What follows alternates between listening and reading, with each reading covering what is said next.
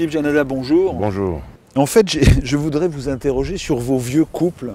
Le premier couple que je vous propose, c'est poivre et sel. Poivre et sel. Alors, hormis la couleur de mes cheveux, enfin plutôt sel que poivre. Poivre et sel, qu'est-ce que je pourrais vous dire sur poivre et sel? Je ne sais pas du tout. Alors j'enchaîne sur joyeux et désespéré. Alors ça, joyeux désespéré, je baigne dedans depuis 50 ans bientôt.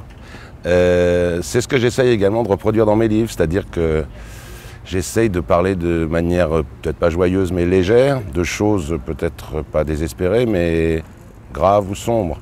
Et toute ma vie, et donc mon écriture, mais je pense la vie de tout le monde, aussi un peu entre ces deux profondeurs, entre la surface plutôt joyeuse ou légère, insouciante, et ce qui est en dessous, grave, sombre et presque désespéré parfois. Ça veut dire que dans la vie, on peut avoir un couple qui serait bipolaire? Oui, alors moi j'ai déjà une femme bipolaire, ce qui est déjà pas mal, donc à nous deux, on est trois en fait. Et comme comme je viens de vous dire, je suis un peu désespéré, on est quatre. Donc moi je pense qu'on ne fonctionne que là-dessus, c'est de là que vient l'équilibre et donc l'harmonie et donc la grâce. Dans les couples, il y a littérature et journalisme. Dans vos couples, il y a Proust et Goudis. Exactement. Exactement. Alors Proust et Goudis, c'est un peu. J'ai commencé par Proust et fini par Goudis. Il aurait peut-être fallu faire l'inverse, mais en tout cas, voilà, c'est aussi. Ce sont deux pôles. Entre Proust et Goudis, il y a évidemment beaucoup de choses, hein, mais voilà. Et je trouve que les deux, finalement, sont assez proches. C'est-à-dire que Goudis, c'est quelqu'un qui écrit des polars. David Goudis qui écrit des polars, donc avec des gangsters qui se tirent dessus, qui se poursuivent dans les rues. On peut se rappeler de La Lune dans le caniveau qui va te donner un film. Voilà, hein, donc, par exemple. Plein de Tiré sur le pianiste, Rue Barbare, enfin tous les livres de Goudis parlent de chute en fait, de gens qui dégringolent. Ce sont souvent des gens qui ont eu à un moment dans leur vie une situation confortable et qui se retrouvent vraiment dans les bas-fonds. Donc Goudis écrivait des livres qui étaient payés 500 $, c'était les premiers romans de gare. C'est-à-dire son éditeur lui avait dit on va mettre des livres devant les trains puisque les gens prennent de plus en plus le train.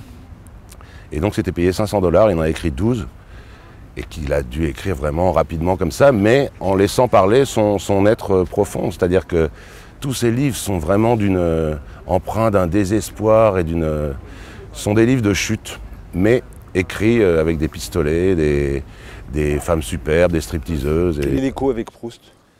Proust, c'est un peu pareil. Proust est quand même disons plutôt dans la mondanité, dans la légèreté de la mondanité et des beaux vêtements, des belles paroles, etc. pour parler aussi de choses qui sont... voilà, tout le thème de la recherche du temps perdu, c'est quand même quelque chose d'un peu pesant, le temps perdu. Mais il en parle de manière... Il prend la surface, il s'installe sur la surface pour aller voir en dessous, comme Goudis, comme très modestement, ce que j'essaye de faire dans mes livres. Vieux couple, X et Rose. X et Rose, c'est une partie importante de ma vie. Je suis, Philippe, la première animatrice de Minitel Rose du monde. C'est-à-dire de France, mais comme le Minitel n'existait qu'en France. En 1985, j'ai vu une petite annonce, chercher du travail. Le Minitel venait d'apparaître, donc j'étais animatrice. J'avais deux identités assez proches, Sophie et Claire. Et je passais mes journées sur Minitel à me faire passer pour une demoiselle. J'ai fait ça pendant 1 an et donc j'étais la première, donc au monde, vous avez en face de vous, au monde, la première animatrice. Ouais. Et je me suis rendu compte de l'incroyable pouvoir de l'écriture. C'est-à-dire que Jean-Pierre me disait « Salut Sophie, qu'est-ce que tu fais ?» Je dis « Je sors de ma douche, je viens de mettre ma culotte. » Et le Jean-Pierre en question se mettait à vibrer, à trembler des pieds à la tête. Et je me suis dit quand même, voilà. Et petit à petit, après, ça a germé. Et X, ça a été un peu la continuité. J'ai ensuite, c'est le même principe, j'ai écrit dans des revues qui ressemblent à Union, des revues qui s'appelaient Couple ou Lettres Magazine ou des choses comme ça. De fausses lettres de lecteurs, de lectrices plutôt, qui racontaient leurs expériences. Donc voilà. Donc vous avez aussi collaboré à l'autre journal. Ah oui, voilà. Là, tout d'un coup, ça a été... Ça devenait sérieux. Ouais. Mais bizarrement, c'est la même personne qui m'a proposé d'écrire des lettres érotiques, qui m'a ensuite fait rentrer à l'autre journal. Donc vous voyez, la vie n'est pas si simple. Agresseur et agressé. Agresseur et agressé, vous faites peut-être allusion à ce qui fait que j'écris des romans aujourd'hui. C'est une petite histoire, je ne sais pas si c'est à ça que vous pensez, mais une petite histoire toute bête. Non, c'est vous qui pensez. Ouais, c'est moi qui pense, moi j'essaye. Un soir en rentrant chez moi, il y a une vingtaine d'années, un peu éméché vaguement, je vois un vieillard qui se fait agresser par un jeune homme plein de force, de vigueur et de bêtise, qui essayait de lui arracher une chaîne qu'il avait au cou. J'ai fait ce qu'il ne faut jamais faire, j'ai voulu sauver le vieillard. Donc je me suis interposé, j'ai mu et encouragé par les quelques verres que j'avais bu, j'ai réussi à me débarrasser du jeune homme que j'ai mis en fuite. Ça reste un de mes plus grands titres de gloire. Malheureusement, le vieillard a perdu la boule dans l'action et il a pensé que c'était moi l'agresseur. C'est-à-dire qu'il a vu quelqu'un en face de lui. Et donc je me suis retrouvé en garde à vue pendant 48 heures quand même. Et pourquoi ça vous fait écrire? Parce qu'il y a cette ambiguïté, cette ambivalence. Voilà, je passe 48 heures en garde à vue, c'était à la fois assez douloureux, n'ont pas été très tendres, et puis risible, grotesque. Je rentre chez moi, j'avais envie à la fois de me venger de ce vieillard et de ces inspecteurs qui m'ont quand même assez maltraité. Et puis je trouvais que c'était drôle et qu'il y avait quelque chose. C'est la première fois de ma vie que j'ai essayé de sauver quelqu'un, et la première fois de ma vie que j'allais en prison. J'ai commencé à écrire une nouvelle, en me disant voilà, je vais faire un petit truc de 10-15 pages.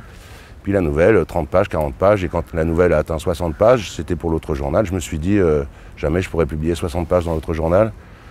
Autant en faire un roman sur cette association de la bonne volonté, de la malchance et de l'injustice, et j'ai écrit donc comme ça mon premier roman qui s'appelle Le Chameau sauvage. Vieux couple, on est devant une proposition du plasticien ou de l'artiste Vaillant. Le vieux couple, ce sera l'avant-dernier, c'est réel et fiction. Alors réel et fiction, c'est quelque chose qui me poursuit, c'est plutôt moi qui cours après, depuis 8 romans de manière différente. C'est-à-dire que mes 7 premiers romans tournaient plus ou moins autour de ma vie. C'est pas de l'autobiographie, on peut appeler ça étymologiquement de l'autofiction justement, même si ça a pris maintenant, le terme autofiction a pris un terme qui a pris un sens qui ne correspond pas, je trouve, à ce que ça veut dire. Donc mes 7 premiers romans, je me servais de ma vie pour la malaxer, la mélanger, la polir, la vernir, l'ordonner de manière différente et faire des fictions. Pour le dernier, c'est l'inverse, c'est-à-dire que j'ai voulu faire quelque chose qui ressemble à une fiction, mais qui n'en soit pas une. J'ai tenu dans Sulac, qui raconte donc la vie de Bruno Sulac, le gangster des années 80. J'ai voulu être extrêmement fidèle à la réalité, en tout cas à l'écho que j'en avais à travers les témoignages que j'ai pu recueillir. Mais j'ai voulu donner l'apparence d'une fiction, alors que dans mes premiers romans, je voulais donner l'apparence de réalité à quelque chose qui était plutôt, non pas inventé, mais en tout cas réorganisé et retravaillé. Dernier couple, c'est justement Soulac et Ours. Alors Soulac et Ours, disons, alors mon avant-dernier livre s'appelle La femme et l'ours. Moi, on me compare souvent à un ours parce que j'ai une vie assez retirée, je suis assez timide et sauvage. L'érémitisme. Voilà, exactement. Troglodytisme même. Troglodytisme. Oui, je vis dans une grotte avec une femme et un enfant, dont je sors très peu. Et Sulac, c'est le contraire. Mais alors, Sulac, c'était quelqu'un qui a vraiment vécu, lui, dans une sorte de projection vers l'extérieur. Il a une vie flamboyant. Le contraire de moi, j'ai bien compris que c'est ce que vous vouliez dire, Philippe. Et donc, voilà. Mais ce qui est étonnant, c'est que moi, je me sens proche de lui. Je me sens une sorte de fraternité, alors que vraiment, moi, je n'ose pas rentrer dans un magasin pour demander ce qu'ils ont comme pantalon. Lui, rentrer dans les plus grandes bijouteries du monde pour dire « je prends tout ce qu'il y a dans les vitrines ». C'est-à-dire que vraiment, on est à l'opposé. Lui, il a vécu vraiment dans une sorte de course et de projection vers l'extérieur. Moi, je suis plutôt enfermé. Et pourtant, d'ailleurs, Sulac disait, j'aurais peut-être, quand il a senti que c'était la fin et qu'il ne s'en sortirait pas, j'aurais peut-être dû être écrivain. Il disait, pour être en marge, mais toléré. Voilà, moi, je suis en marge, toléré, j'espère. Lui était en marge, pas toléré, puisqu'on a essayé de l'enfermer, on a réussi et il en est même mort. Mais voilà, je trouve qu'il y a une proximité entre le gangster et l'ours.